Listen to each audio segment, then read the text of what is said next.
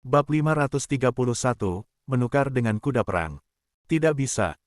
Di puncak angin sejuk, Sima Qingshan begitu marah hingga tidak bisa makan selama 2 hari terakhir. Dia telah mengirim 10.000 tentara untuk mencegat pasukan Li Zun yang kembali ke selatan, namun Pan Seng yang bodoh itu malah jatuh ke dalam perangkap Ji Zongqing. Itu seperti menyerahkan diri ke musuh. Mereka menyelesaikan masalahnya tanpa usaha sedikitpun. Berharap aku menukar 500 kuda perang untuk membebaskannya, itu mimpi belaka. Sima Qingshan sangat marah ketika mendengar berita ini dari tawanan yang dibebaskan. Sima Qingshan begitu marah hingga bahkan Sima Ye yang terbaring di ranjang sakit pun tidak berani bersuara. Dia bisa melihat bahwa pamannya benar-benar sangat marah kali ini. Awalnya, itu adalah pertempuran yang memiliki peluang besar untuk menang, tetapi Pan Seng merusaknya, bagaimana mungkin dia tidak marah. Setelah 1 hari berlalu dan kemarahan Sima Qingshan mereda sedikit, Sima Ye berkata, "Paman, bagaimanapun juga, Jenderal Pan adalah jenderal yang sangat berguna bagi pasukan kita. Kehilangan Jenderal Pan sama saja dengan kehilangan satu tangan Anda." Pan Seng yang bodoh itu. Aku tidak punya tangan yang sebodoh itu. Sima Qingshan berkata dengan suara dingin. Sima Qingshan kadang-kadang memang sangat sombong, tetapi dia selalu memiliki batasan pada saat-saat penting. Namun, tidak disangka bawahannya juga belajar dari kesombongannya, bahkan di saat yang seharusnya tidak sombong. Ini adalah sesuatu yang tidak bisa dia maafkan. Masalah ini mudah dipecahkan dengan berpikir sejenak. Bagaimana mungkin kota Fenghuo hanya mengirim 3.000 orang untuk menjemput pasukan besar yang baru saja menyerbu ibu kota sebuah negara? Tetapi Pan Seng percaya begitu saja, dan membawa 8.000 tentara langsung masuk ke dalam jebakan. Sima Ye menghela nafas. Tampaknya Pan Seng tidak akan bisa diselamatkan kali ini. Meskipun kerajaan Yan tidak kekurangan kuda perang, mengirim mereka melintasi sungai membuat mereka menjadi sangat berharga. Menukar 500 kuda untuk satu orang terasa sangat menyakitkan. Namun, Sima Ye bertanya, "Paman, bagaimana dengan para prajurit? Apakah kita akan menebus mereka atau tidak?" Sima Qingshan menghela nafas dan berkata, "Para prajurit telah mengikuti aku dalam pertempuran selama bertahun-tahun. Tidak mungkin kita membiarkan mereka kehilangan semangat hanya karena kebodohan Pan Seng. Tentu saja kita harus menebus mereka." Namun, 1.000 kuda perang, membayangkan saja sudah membuat hatinya terasa sakit. Ji Zongqing yang licik, aku tidak akan pernah berdamai dengannya. Sima Qingshan marah, segera menghunus pedang dan membelah meja kecil di depannya menjadi 2, seolah meja itu adalah Ji Zongqing. Dia merasa sangat membenci Ji Zongqing. Licik sekali. Pada akhirnya, Sima Qingshan memutuskan untuk menukar 1.200 kuda perang untuk menebus Pan Seng dan para prajurit yang tertawan. Meskipun dia sangat ingin membunuh Pan Seng, tetapi karena anak itu telah mengikuti dirinya selama bertahun-tahun, dia tidak tega melihatnya jatuh ke tangan musuh dan mengalami penyiksaan yang tidak manusiawi. Di sisi lain, ibu kota Anjing Angin yang sudah hancur akibat kebakaran, jalanan penuh dengan reruntuhan dan puing-puing, menunjukkan suasana suram di mana-mana. Raja Anjing Angin dan para menterinya yang melarikan diri dari kota, disambut kembali oleh Hu Tietu.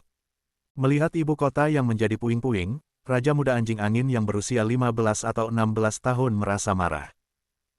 Hu Tietu yang bertubuh tinggi besar dengan tatapan dingin berjalan mengelilingi kota bersama 2 prajuritnya. Setelah itu, dia mendekati Raja Anjing Angin yang sedang memandang reruntuhan kota, dan bertanya dengan suara keras.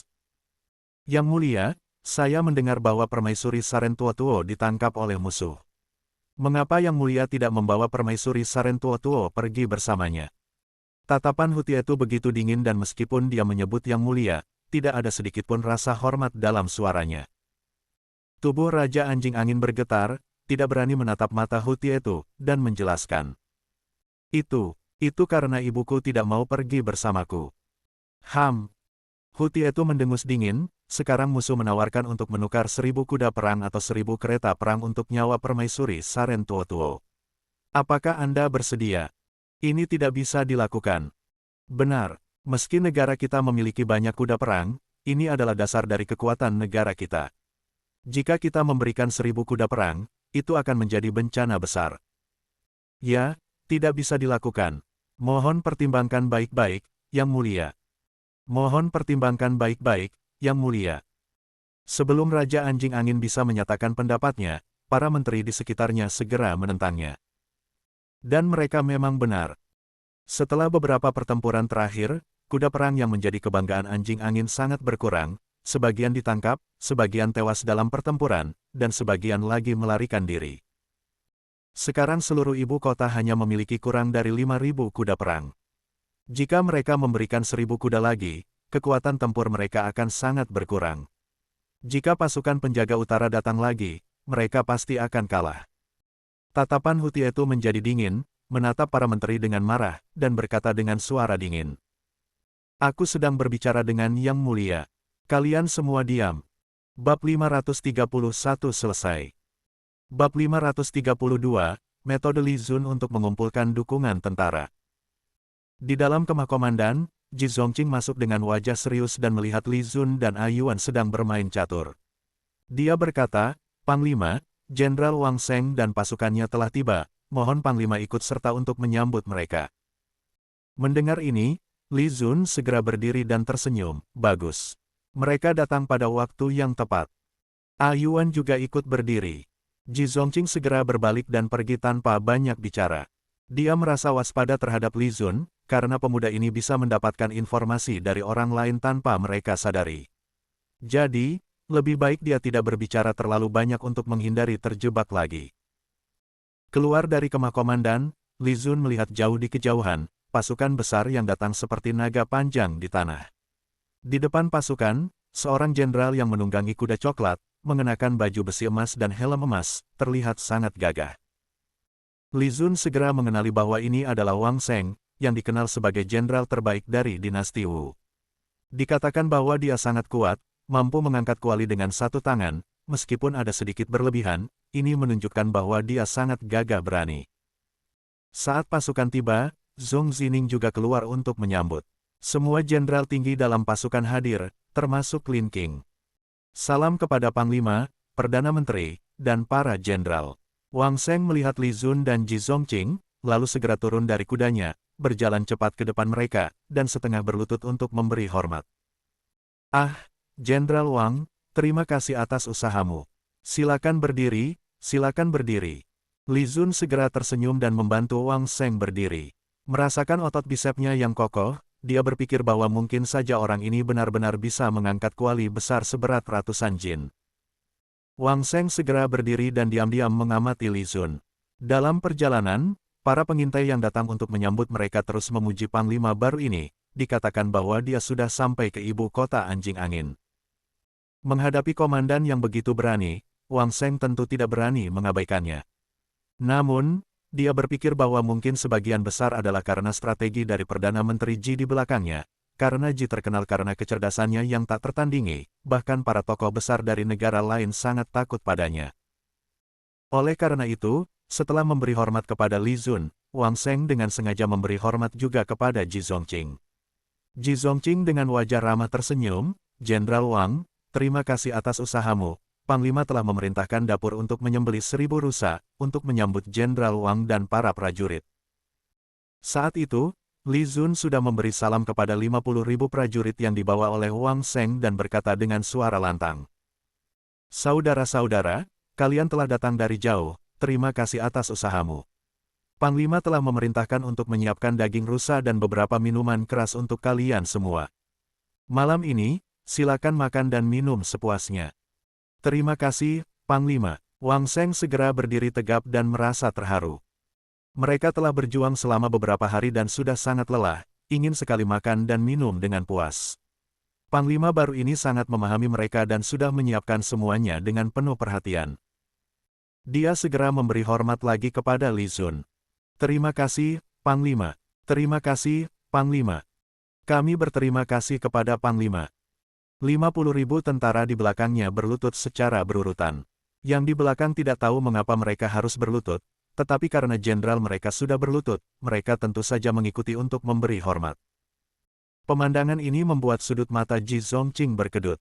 Anak muda ini, tanpa disadari, sudah mulai menggunakan taktiknya, dia benar-benar ahli dalam mengendalikan hati manusia.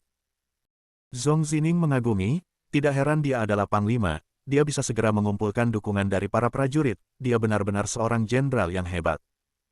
Lin Qing merasakan ketakutan. Semakin lama dia mengikuti Li Zun, semakin dia merasakan ketakutan terhadap Li Zun. Hanya dengan memberikan jamuan daging rusa, dia bisa memenangkan hati 50.000 tentara yang lelah. Ini adalah langkah yang sangat menguntungkan. Namun, jenderal lain mungkin tidak akan melakukan ini, tetapi Li Zun melakukannya, dan dia melakukannya sendiri, sehingga mendapatkan dukungan yang mendalam dari para prajurit.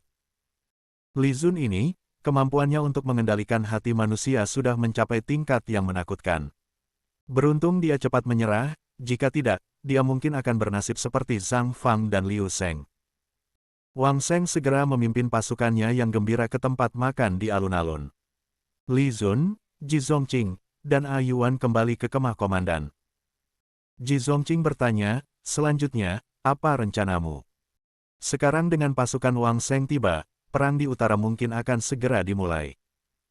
Bahkan jika mereka tidak memulainya, Hu Tietu dan Sima Qingshan di utara juga tidak akan diam saja, mereka pasti akan maju ke selatan. Li Zun berjalan ke peta dan bertanya, Perdana Menteri Ji, menurutmu di mana tempat terbaik untuk pertempuran? Ji Zongqing berpikir sejenak, melihat peta, dan menunjuk ke bukit beruang hitam, saya pikir tempat ini yang paling cocok. Baik, sangat baik. Li Zun segera mengangguk puas, kalau begitu, saya tidak akan menempatkan medan perang di sini. Ji Zongqing langsung tercengang, kenapa begitu? Bab 532 selesai. Bab 533, pasukan Zhao mencapai 500.000. Bahaya di perbatasan Henggu Gerbang Timur Dinasti Wu. Li Zun berkata, jika Perdana Menteri Ji bisa memikirkan bahwa tempat ini adalah yang terbaik, mengapa musuh tidak bisa memikirkan hal yang sama? Oleh karena itu, saya tidak bisa memilih medan perang di sini. Ji Zongqing terdiam sejenak, merasa bahwa pemuda ini secara tidak langsung menyebutnya bodoh, tetapi dia tidak memiliki bukti. Lalu menurut Panglima, di mana tempat yang tepat? Tanya Ji Zongqing. A Yuan yang berada di samping juga memandang Li Zun dengan penasaran. Meski dia tidak mengerti banyak tentang strategi militer, dia ingin tahu di mana Li Zun akan memilih medan perang setelah menolak saran Perdana Menteri Ji. Li Zun berdiri di depan peta dan menunjuk ke selatan dari Bukit Beruang Hitam, ke sebuah tempat bernama Lembah Hutu, dan berkata, saya pikir tempat ini lebih cocok. Tempat ini memiliki medan yang curam di kedua sisinya, dengan hanya satu jalan lebar kurang dari 33 meter di tengahnya, sangat cocok untuk menyergap musuh dengan granat tangan atau bahkan melempar batu. Ji Zongqing mengernyit dan berkata, tempat ini memang cocok untuk penyergapan, tetapi terlalu sempit untuk pertempuran besar antara dua pasukan. Mengapa memilih tempat ini? A Yuan juga terlihat bingung. Dia mengerti bahwa tempat sempit seperti itu tidak ideal untuk pertempuran besar, seperti yang mereka alami saat menghadapi serangan pembunuh dalam perjalanan ke utara. Li Zun tertawa kecil dan berkata, pertempuran antara dua pasukan besar. Mengapa saya harus berhadapan langsung dengan musuh? Ji Zongqing terdiam, tidak tahu harus berkata apa. Bagaimana bisa mereka berperang tanpa berhadapan langsung? Li Zun, seakan mengerti pikirannya, tersenyum dan berkata, Perdana Menteri Ji, Anda harus ingat, perang ini akan berbeda dari yang sebelumnya. Kali ini, bukan kita yang menyerang utara, bukan kita yang menyerang Hu Tietu dan Sima Qingshan, melainkan mereka yang akan menyerang kita. Oleh karena itu, medan perang ada di tangan kita. Cara berperang juga kita yang tentukan. Ji Zongqing terkejut, menatap Li Zun dengan kosong. Li Zun melihat peta dan berkata, dari utara ke selatan, selain jalan utama, ada banyak jalan kecil yang mengarah ke Fenghuo City, ini adalah medan perang yang sempurna. Oleh karena itu, dari Lembah Hutu hingga Fenghuo City, semuanya adalah medan perang kita. Li Zun memutuskan untuk menggunakan strategi perang gerilya dan perang kilat secara luas. Menempatkan medan perang di tempat-tempat ini akan memungkinkan mereka untuk memecah dan menghancurkan pasukan musuh dalam kelompok-kelompok kecil. Selain taktik gerilya dan perang kilat, Li Zun sementara ini tidak melihat cara lain untuk mengalahkan 250.000 pasukan musuh dengan pasukannya yang hanya berjumlah 150.000. Perbedaan 100.000 pasukan ini, meskipun terlihat tidak banyak, tetapi dalam pertempuran nyata, itu adalah lautan manusia. Pernahkah Anda melihat 100.000 kepala manusia? Li Zun pernah, dan itu sangat menakutkan. Perbedaan sebesar ini sangat sulit untuk diatasi dalam perang tanpa senjata modern.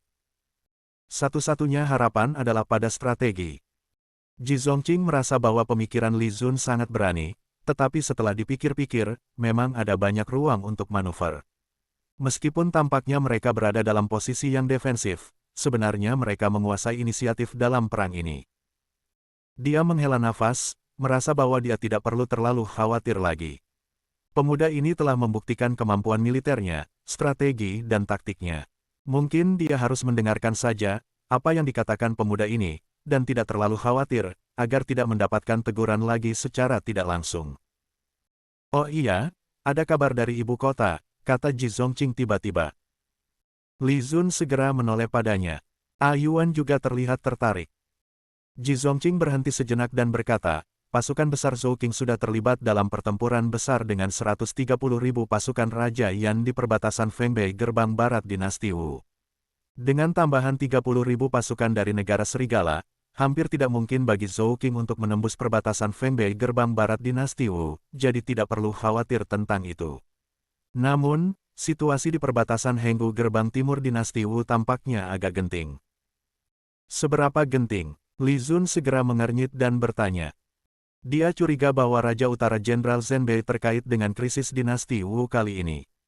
Segala hal yang terkait dengan Raja Utara Jenderal Zhenbei harus ditangani dengan hati-hati. Pasukan Zhao mulai menyeberangi sungai. Berdasarkan perkiraan awal, pasukan Zhao kemungkinan besar berjumlah 500.000. Kata Ji Zongqing dengan suara serius. 500.000. Li Zun terkejut, negara Zhao mengerahkan seluruh kekuatannya untuk menyerang dinasti Wu. Pasukan dinasti Wu, jika digabungkan, hanya sekitar 500.000. Pihak lawan langsung mengerahkan 500.000 pasukan.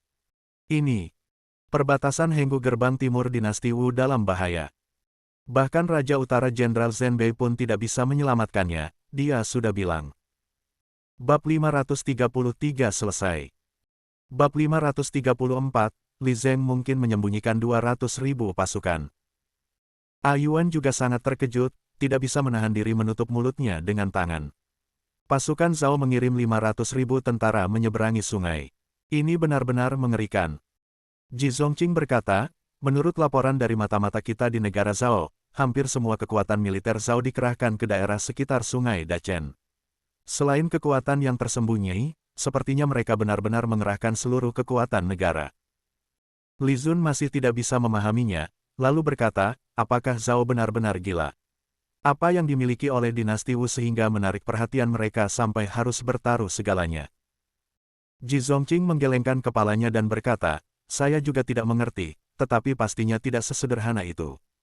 Jika mereka hanya ingin menguasai Zongyuan wilayah timur dinasti Wu, mereka bisa melakukannya perlahan-lahan.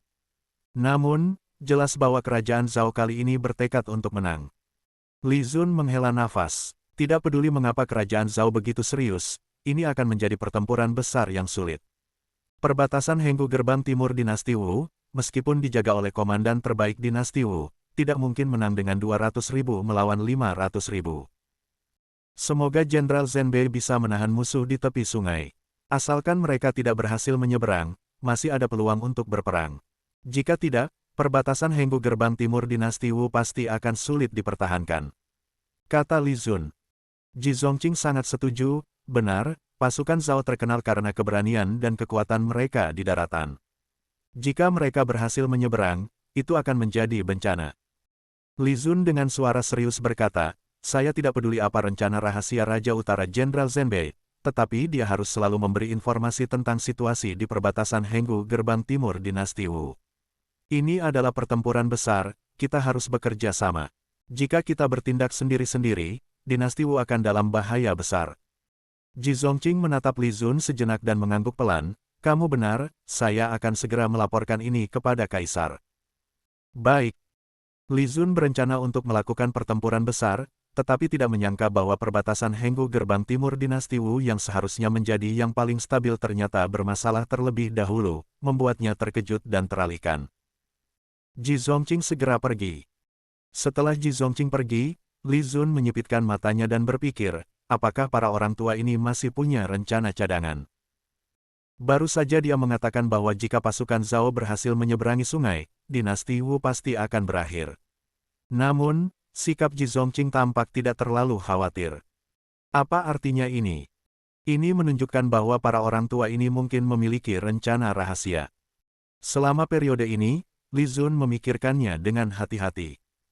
Li Zeng ingin dia memegang kendali di perbatasan utara, tetapi ini adalah langkah yang sangat berisiko. Namun, mereka tetap melakukannya. Apa artinya ini? Ini berarti mereka memiliki cara untuk mengatasi risiko kegagalan di perbatasan utara. Jika perbatasan utara gagal dipertahankan, solusi terbaik adalah apa? Tentu saja dengan kekuatan militer yang cukup besar.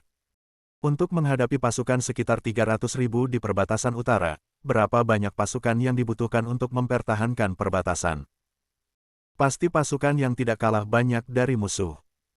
Jadi, berdasarkan reaksi Ji Zongqing sebelumnya, Li Zun berani berspekulasi bahwa para orang tua ini dan kaisar mungkin diam-diam telah mengembangkan pasukan rahasia yang tidak kurang dari 200.000.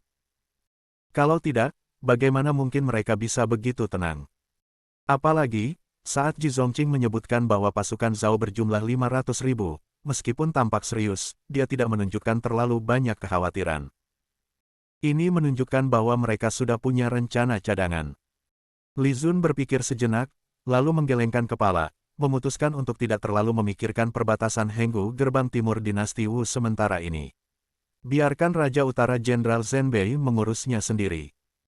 Dia, pertama-tama akan menghadapi pertempuran besar di perbatasan utara, mengalahkan Sima Qingshan dan Hu Tietu, membuat mereka menyebutnya sebagai ayah. Panglima, ada kabar dari utara.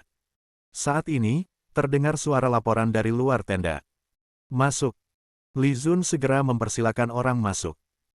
Seorang prajurit pengintai di bawah komando Ji Zongqing masuk dan berlutut melaporkan, Perdana Menteri mengutus saya untuk melaporkan kepada Panglima bahwa Panglima Yan, Sima Qingshan, dan Jenderal Negara Anjing Angin, Hu Tietu, mengirim utusan. Mereka ingin menukar sandera dengan kuda.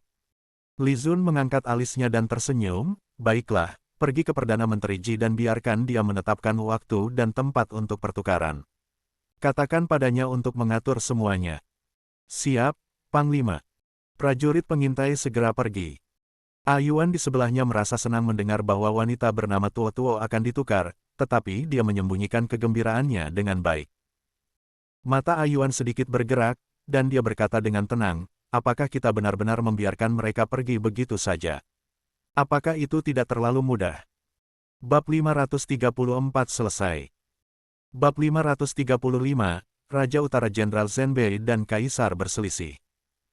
Di dalam tenda, Ji Zongqing mendengar bahwa urusan pertukaran ini diserahkan kepadanya, dan dia langsung menyipitkan matanya. Ini sesuai dengan keinginannya. Setelah meremas surat rahasia dari ibu kota, Ji Zongqing mulai memeriksa peta. Setelah meneliti untuk beberapa saat, dia mengangguk diam-diam. Lalu, dia berpikir sejenak dan berkata, pergilah beritahu Panglima, malam ini pergi ke restoran di kota. Aku ingin minum sedikit dengannya dan membicarakan sesuatu. Baiklah, kita tentukan di restoran Lin Yue. Siap. Prajurit di luar tenda segera bergegas pergi.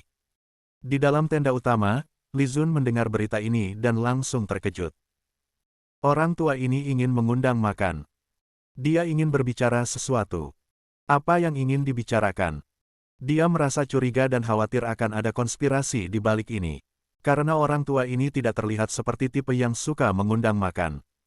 Sekarang tiba-tiba ingin mengundang makan dan minum sedikit, ini agak mencurigakan. Namun, setelah berpikir sejenak, orang tua ini tidak akan mencelakainya, jadi mungkin pergi makan malam juga tidak masalah. Kebetulan, belakangan ini dia tidak punya banyak uang, jadi dia juga ingin makan enak. Biarkan orang tua ini mengeluarkan uang sekali dan dia akan memanfaatkannya. Setelah memutuskan, Li Zun memutuskan untuk pergi. Malam perlahan tiba. Li Zun dan Ayuan bersama menuju restoran Lin Yue. Restoran Lin Yue adalah tempat Lin Qing mengundang makan malam ketika mereka pertama kali tiba di perbatasan utara. Konon ini adalah salah satu restoran terbaik di sini. Tampaknya Ji Zongqing benar-benar punya urusan yang penting dengan dirinya, jika tidak perlu mengeluarkan biaya sebesar ini. Perdana Menteri mengundang di sini, tampaknya dia benar-benar mengeluarkan banyak uang, kata Li Zun sambil tersenyum, melihat papan nama restoran Lin Yue. Yuan juga terlihat bingung. Dua orang ini diantar oleh pelayan ke lantai atas, namun Yuan dihentikan oleh pengawal Ji Zongqing. Maaf, Nona Yuan, Perdana Menteri dan Panglima ingin membicarakan urusan penting. Nona Yuan, silakan di sini, makanan dan minuman sudah disiapkan untuk Anda, kata pengawal itu dengan sopan. Wajah Yuan langsung berubah. Li Zun juga sedikit mengernyit, tampaknya orang tua ini ingin membicarakan sesuatu yang sangat penting dengannya. Jika tidak, urusan militer biasa Yuan bisa mendengarnya karena Li Zun sangat mempercayainya. Tidak apa-apa, setelah urusan selesai, aku akan segera menemuimu, kata Li Zun memberikan pandangan yang menenangkan kepada Yuan. Baiklah, hati-hati, Yuan hanya bisa mengangguk dengan enggan. Meskipun Perdana Menteri tidak akan mencelakakan Li Zun, dia tetap merasa tidak tenang ketika tidak ada di sisinya. Bagaimanapun, bahkan ketika tidur di malam hari, dia selalu waspada, takut kalau kelalaiannya akan membuatnya dalam bahaya. Baik. Li Zun mengangguk, lalu berjalan menuju lorong yang telah disiapkan, tempat yang sama dengan ketika pertama kali mereka datang. Ji Zongqing, orang tua itu, dengan senyum ramah, sudah di sana menikmati minuman sendirian. Perdana Menteri, ini tidak benar. Bagaimana bisa tuan rumah minum dulu sebelum tamu datang? Ejek Li Zun sambil duduk. Ji Zongqing hanya meliriknya dengan tenang dan berkata, semua etiket itu tidak pernah saya pedulikan. Li Zun melihat sekilas anggur di meja dan mendapati bahwa orang tua itu menggunakan anggur lontai yang jumlahnya tidak banyak di gudang militer. Dia langsung tidak punya kata-kata lagi. Mengundang makan, tapi menggunakan anggur miliknya sendiri. Ini. Ayo, malam ini mari kita minum sepuasnya, tidak mabuk tidak pulang, kata Ji Zongqing sambil menunjuk gelas anggur yang sudah diisi di depan Li Zun. Orang tua ini jarang mengundang makan, jadi Li Zun tidak mempermasalahkannya, mulai mengambil sumpit dan mulai makan sambil minum, lalu bertanya, Perdana Menteri, apa yang ingin dibicarakan dengan saya? Ji Zongqing melirik pengawal di dekatnya, memberi isyarat untuk menjaga agar orang luar tidak mendengar, lalu perlahan berkata, bukankah kamu selalu ingin tahu apa yang terjadi dengan Raja Utara Jenderal Zhenbei? Li Zun langsung merasa tegang, matanya berbinar. Ji Zongqing menghela napas dan mulai berkata, Raja Utara Jenderal Zhenbei selalu menyimpan dendam terhadap kematian Pangeran Ketiga, jadi dia dan Kaisar sebenarnya sudah lama berselisih. Selama bertahun-tahun, meskipun tampaknya Raja Utara Jenderal Zhenbei setia menjaga perbatasan utara, tapi dia semakin banyak menempatkan orang-orangnya di ibu kota setiap tahun. Li Zun terkejut. Dia tidak menyangka bahwa ini terkait dengan ayah kandung dari dirinya yang asli. Dia segera minum seteguk anggur untuk menenangkan diri, lalu bertanya dengan tenang, bukankah dikatakan bahwa Pangeran Ketiga memberontak dan akhirnya ditangkap oleh Raja Utara Jenderal Zhenbei sendiri? Apakah ada rahasia lain di balik ini? Bab 535 selesai. Bab 536 Li Tiantian memberontak melawan kebenaran. Ji Zongqing mengangguk dan berkata, ya, memang demikian, tetapi sebenarnya tidak demikian. Memang benar Raja Zhenbei yang akhirnya memimpin pasukan untuk menangkap para pemberontak dari rumah Pangeran Tiga, tetapi bagaimanapun juga mereka adalah saudara. Terlebih lagi, Raja Zhenbei dan Pangeran Ketiga memiliki hubungan yang sangat baik, yang lebih baik daripada hubungan antara dia dan Yang Mulia Kaisar. Oleh karena itu, pada saat itu, Raja Zhenbei hanya berencana untuk menahan sementara Pangeran Ketiga di penjara langit dan bertanya kepada Anda Yang Mulia menyelidiki pemberontakan secara menyeluruh sebelum mengambil keputusan. Hasilnya, Li Zun mengerutkan bibirnya dan berkata, akibatnya, saya kira Yang Mulia menolak, jadi dia langsung menangani Li Tiantian dan yang lainnya. Ji Zong terdiam, menghela nafas, dan melanjutkan, setelah itu, Raja Zhenbei bertengkar hebat dengan Yang Mulia, dan kemudian menghadapi bandit yang merampok ke wilayah utara dan menyebabkan masalah di berbagai belahan negara. Raja Zhenbei memimpin pasukannya ke utara untuk menekan para bandit dan melawan musuh yang kuat. Sejak saat itu, dia berakar di utara. Dengan kata lain, Raja Zhenbei sudah lama tidak puas dengan Yang Mulia dan selalu ingin memusnahkannya. Selidiki kasus Li Tiantian. Li Zun bertanya. Ji Zongqing mengangguk dan berkata, mungkin itu masalahnya. Li Zun tiba-tiba mengerti. Jadi itulah yang terjadi. Jika dia adalah Raja Zhenbei, dia mungkin akan merasa kesal. Bagaimanapun, itu adalah saudaranya sendiri. Dia tidak tahu apa-apa, jadi dia dibunuh oleh orang lain. Li Zun sedang makan sayur dan minum, lalu tiba-tiba bertanya, kalau begitu, saya ingin tahu mengapa Li Tiantian memberontak saat itu. Saya tahu dia ingin duduk di atas tahta, dan saya juga tahu bahwa dia pernah menjadi putra mahkota, tetapi saya masih merasa ada sesuatu tersembunyi. Ji Zongqing berkata tanpa menyembunyikan apapun. Ya, pangeran ketiga adalah putra mahkota. Alasan mengapa dia memberontak sebenarnya terkait dengan fakta bahwa putra mahkota digulingkan. Mengapa dia digulingkan? Li Zun langsung tertarik. Ji Zongqing berkata, Anda tahu siapa musuh terbesar dinasti Wu kita, apakah itu dinasti sebelumnya atau Kaisar Taizu, atau bahkan Kaisar Gaozu? Li Zun mengangguk, ya, negara bagian dinasti Chu. Selama periode ini, generasi jenderal terkenal Sun Feng pernah memimpin pasukan untuk menaklukkan kerajaan Chu, namun akhirnya gagal. Bahkan pada masa dinasti Wu, masalah ini masih merupakan masalah yang disesalkan. Tapi apa hubungannya ini dengan negara bagian Chu? Li Zun terus bertanya. Ji Zongqing secara pribadi menuangkan segelas anggur untuk Li Zun, dan kemudian melanjutkan, kuncinya terletak pada sikap terhadap negara Chu. Pada saat itu, Kaisar Gaozu sudah tua dan sedang bersiap untuk membiarkan pangeran naik tahta. Sebelumnya itu, Gaozu ingin mengikuti ujian untuk mengajar. Mengenai keterampilan sipil dan militer para pangeran, Anda pernah menemukannya sebelumnya. Ketika Kaisar bertanya kepada para pangeran tentang urusan nasional, apa pendapat mereka tentang negara Chu? Menurutmu, para pangeran ketiga itu jelas berbeda, Li Zun menegaskan. Ji Zongqing mengangguk dan berkata, itu benar, pangeran ketiga secara terbuka menegur pangeran lain karena pengecut dan hanya berani di belakang, dan kemudian menganjurkan menyerang kerajaan Chu sekarang untuk memamerkan kekuatan dinasti Wu. Gagasan inilah yang membuat marah Gaozu. Gaozu mengira pangeran ketiga saat itu hanyalah omong kosong. Bagaimanapun, kekuatan militer dinasti Wu saat itu tidak cukup untuk mengambil alih negara Chu. Jika kita menyerang Chu dengan gegabah, itu hanya akan menarik perhatian negara lain. Jadi dia menegur pangeran ketiga, yang merupakan pangeran mahkota, di depan umum, tetapi pangeran ketiga tidak merasa puas. Setelah pengajaran, dia pergi ke istana untuk mencari Kaisar Gaozu. Ji Zongqing berkata perlahan.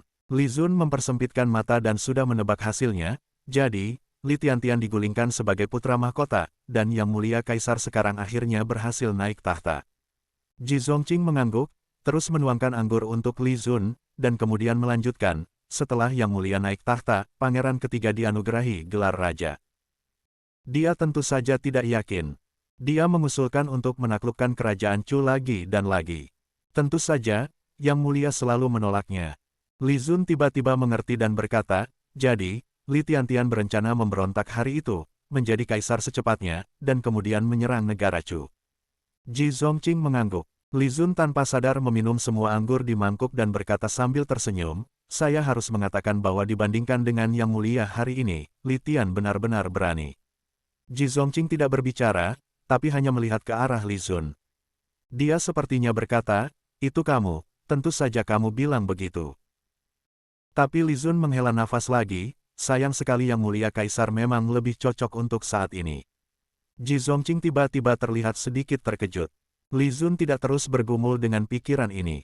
Sebaliknya, dia menatap Ji Zongqing, matanya tiba-tiba menjadi sedikit dalam, dan bertanya perlahan, Perdana Menteri Ji, kali ini kamu mengatakan 4 negara akan bersatu.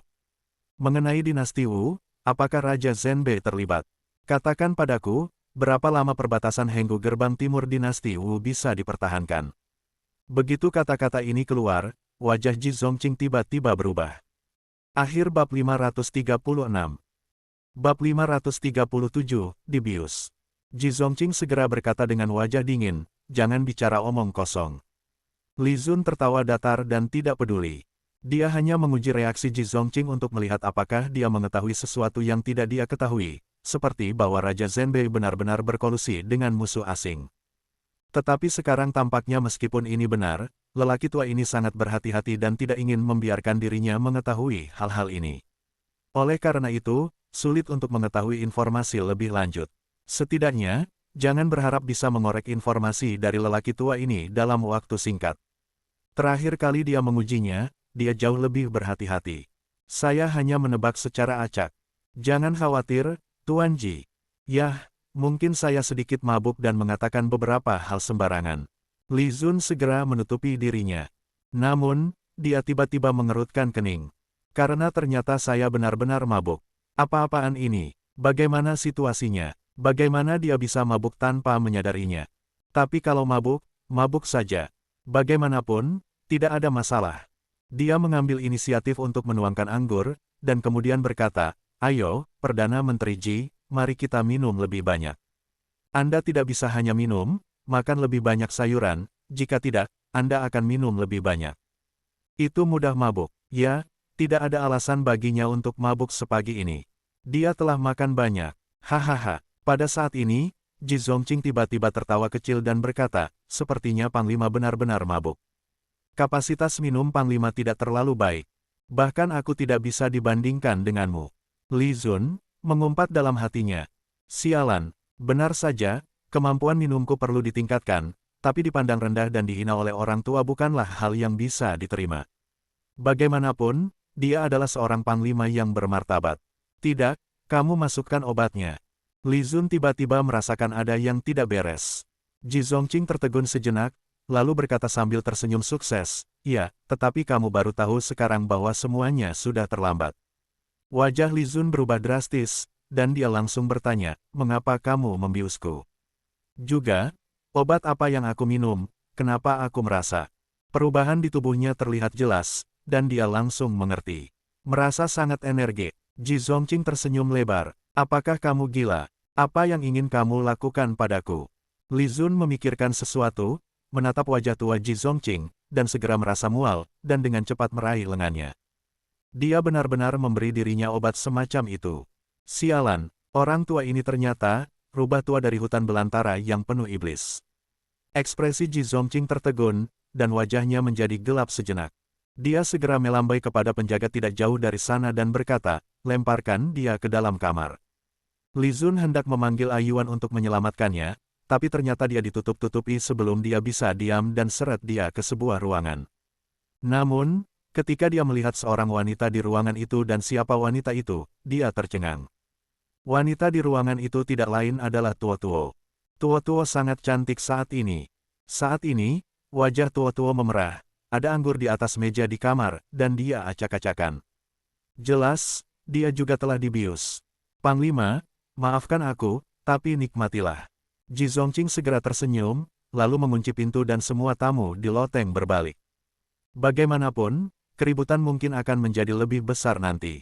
Bagaimanapun, Li Zun juga adalah panglima tertinggi wilayah utara. Di dalam ruangan, mata Tuo Tuo kabur, dan ketika dia melihat Li Zun, matanya langsung berbinar, dan dia langsung menerkam Li Zun. Bisa dibilang guntur dari langit mengobarkan api di bumi. Bagaimana Li Zun bisa menahan godaan besar ini? Akhir bab 537. Bab 538 kamu hanya memiliki tampilan yang aku suka. Keduanya bertahan sepanjang malam. Pada siang hari kedua, Li Zun terbangun oleh tekanan Tuo Tao yang menekannya, dan kemudian dia melihat ke atap dengan mata kosong. Tanpa diduga, dia benar-benar tidur dengan ibu suri kerajaan anjing angin. Dia tidak menderita kerugian apapun. Karena Tuo Tuo memiliki penampilan yang tak tertandingi, sosok yang luar biasa, dan masih perawan, dia tidak dirugikan, tetapi dia tampak linglung. Tanpa diduga, saya sebenarnya ditipu oleh Ji Zongqing. Kenapa rubah tua ini melakukan ini? Apa yang dia lakukan dengan membiarkan dirinya tertidur? Li Zun tidak dapat memahaminya dan ingin bangun, tetapi begitu dia bergerak, dia merasa kakinya lemah. Hal ini akibat obatnya yang terlalu kuat sehingga menyebabkan dia bekerja hingga tengah malam tadi malam, atau bahkan hingga subuh. Li Zun tidak tahu dari mana rubah tua Ji Zongqing itu mendapatkan obat yang begitu ampuh hingga membuatnya begitu berani dan perkasa.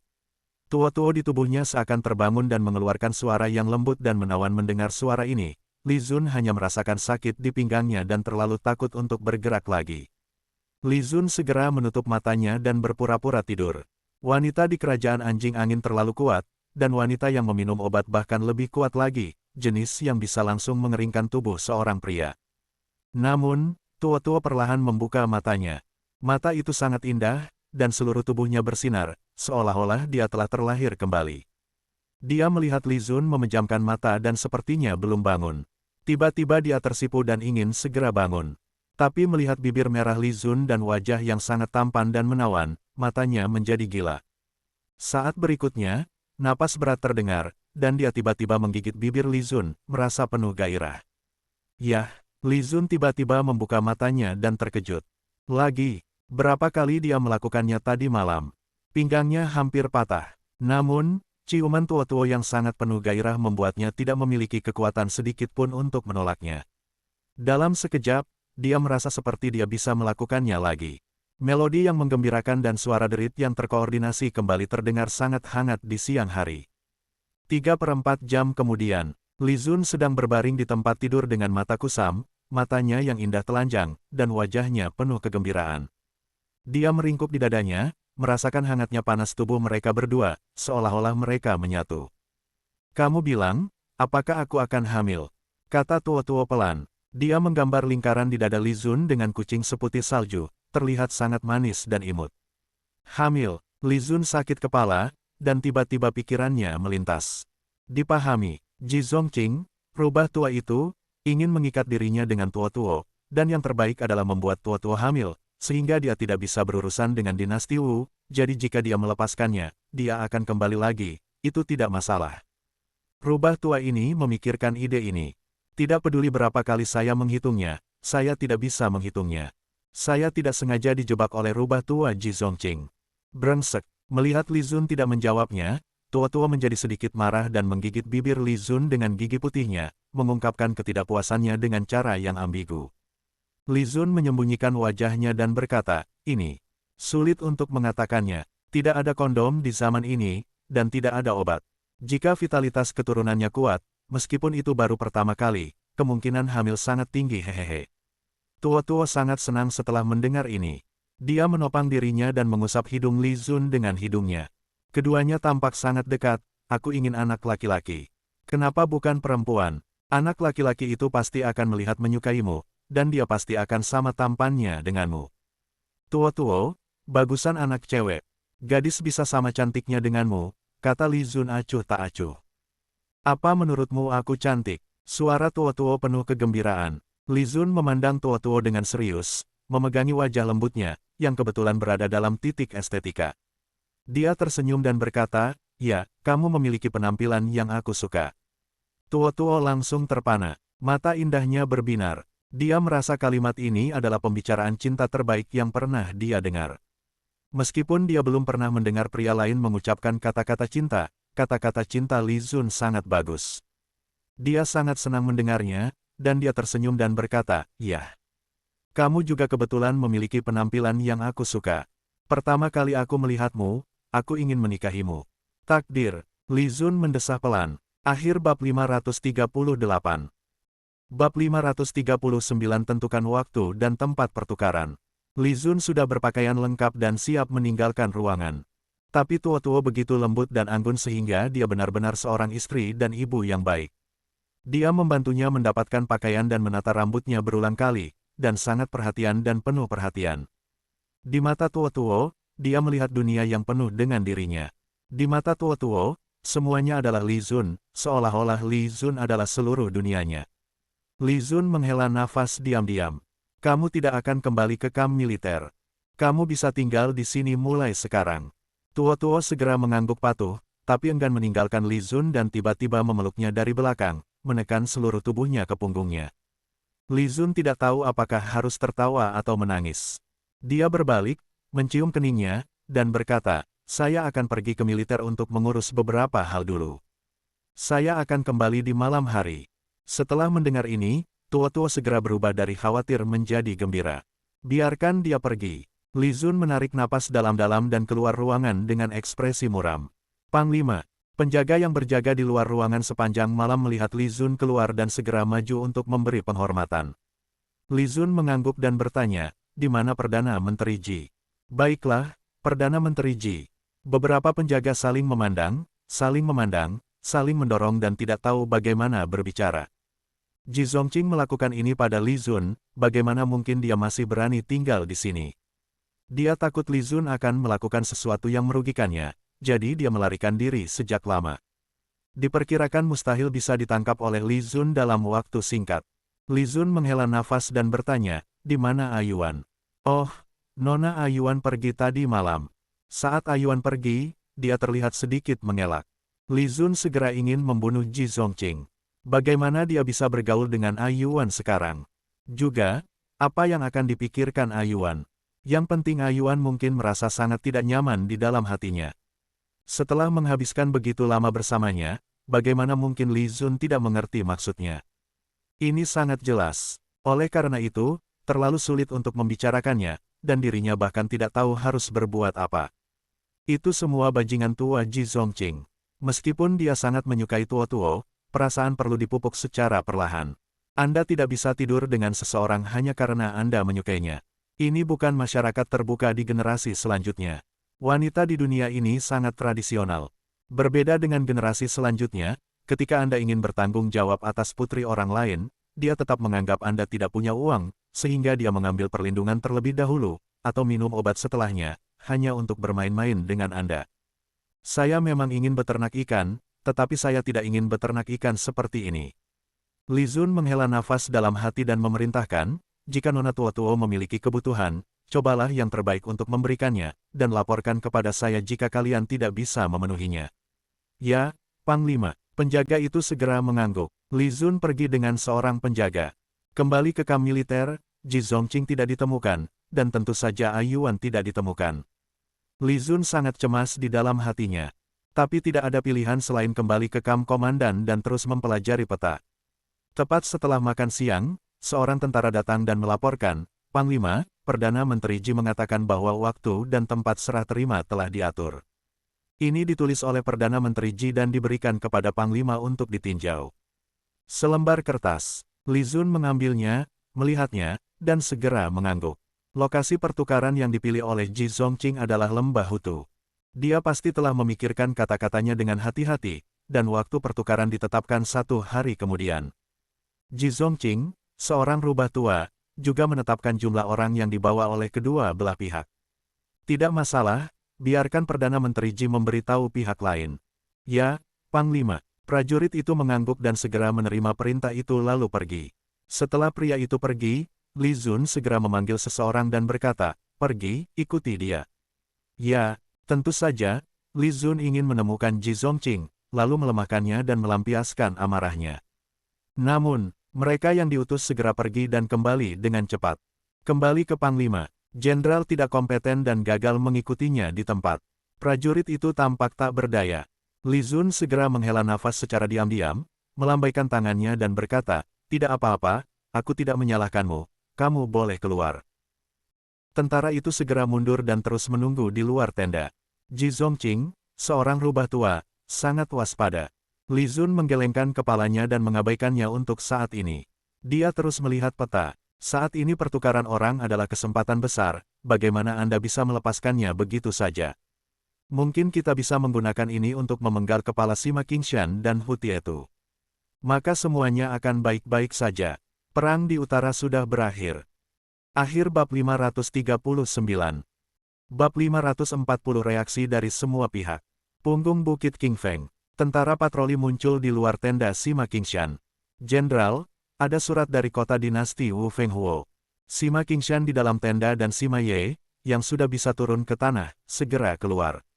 Kembalilah ke Jenderal, dinasti Wu meminta pertukaran tempat. Bertempat di Lembah Hutu, waktunya besok. Lembah Hutu. Sima Ye tiba-tiba mengerutkan kening. Sima Qingshan segera mengeluarkan peta sederhana yang dibawanya, membuka lipatannya dan menemukan lokasi Lembah Hutu. Sima Ye melihatnya dan langsung berkata, "Dekat sekali dengan kota Fenghuo, bagaimana jika pihak lain curang?"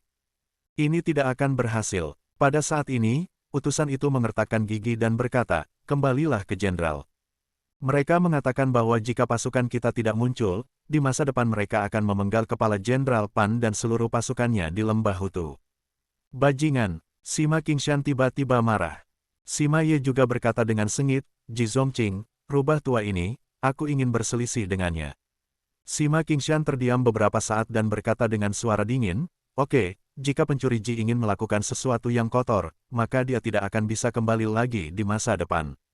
Sima Ye langsung bertanya. Sima Qingshan mencibir dan berkata, "Biarkan kam penangkap naga bersiap." Kita akan segera berangkat besok dan bergegas ke lembah Hutu. Kita akan menyergap di dekatnya dulu. Jika waktunya tiba, ketika si pencuri Ji itu muncul, mereka akan diperintahkan untuk membunuh pencuri itu. Mendengar ini, Sima Ye segera mengangkat matanya. Satu cahaya. Saya akhirnya akan bisa membalas dendam atas cedera serius saya. Kamp penangkapan naga adalah kamp pembunuh yang disiapkan khusus untuk jenderal musuh. Di sisi lain, di ibu kota, Raja Anjing Angin.